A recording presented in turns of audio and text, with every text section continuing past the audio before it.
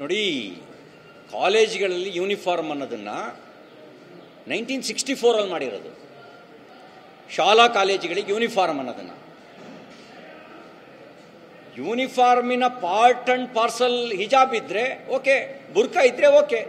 ಯೂನಿಫಾರ್ಮೇ ಬುರ್ಕಾ ಆದರೆ okay, uniform ಬುರ್ಕಾ ಅಲ್ಲದೆ ಇದ್ದರೆ ಆವಾಗ ನಾವು ಹೇಳಬೇಕಾಗತ್ತೆ, this is not a Afghanistan, this is not a Taliban ಸರ್ಕಾರ ಅಂತ ಹೇಳಬೇಕಾಗತ್ತೆ.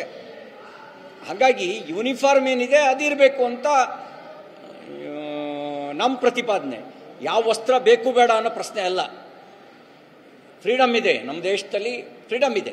ಹಾಗೆ ಶಾಲೆಗೆ ಯೂನಿಫಾರ್ಮ್ ಅನ್ನೋದು ಕೂಡ ಸರ್ಕಾರವೇ 1964 ಮಾಡಿರೋದು. ನಾನು ಹುಟ್ಟಕ್ಕೆ ಮುಂಚೆ BJP ಅನ್ನುವಂಥ ಪಕ್ಷವೇ ಇಲ್ಲದೆ ಇದ್ದ ಕಾಲದಲ್ಲಿ ಶಾಲಾ ಕಾಲೇಜುಗಳಿಗೆ ಯೂನಿಫಾರ್ಮ್ ಅಂತ ಮಾಡಿರೋದು.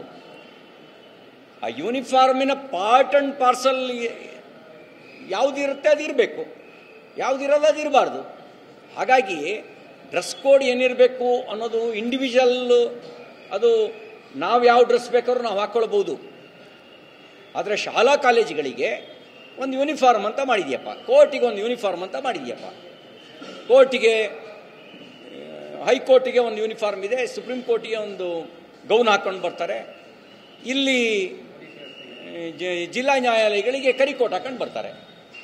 ಇಲ್ಲ ಕರಿಕೋಟ್ ಯಾಕೆ, ನಾನು ಕೇಸರಿ ಕೋಟ್ ಹಾಕೊಂಡು ಬರ್ತೀನಿ ಅಂತ ಅಂದರೆ ಅಕ್ಸೆಪ್ಟ್ ಮಾಡ್ಕೊಳ್ಳೋದಾದ್ರೆ ಅಕ್ಸೆಪ್ಟ್, ಓಕೆ, ನಮ್ಮದೇನು ತಕರಾರಿಲ್ಲ.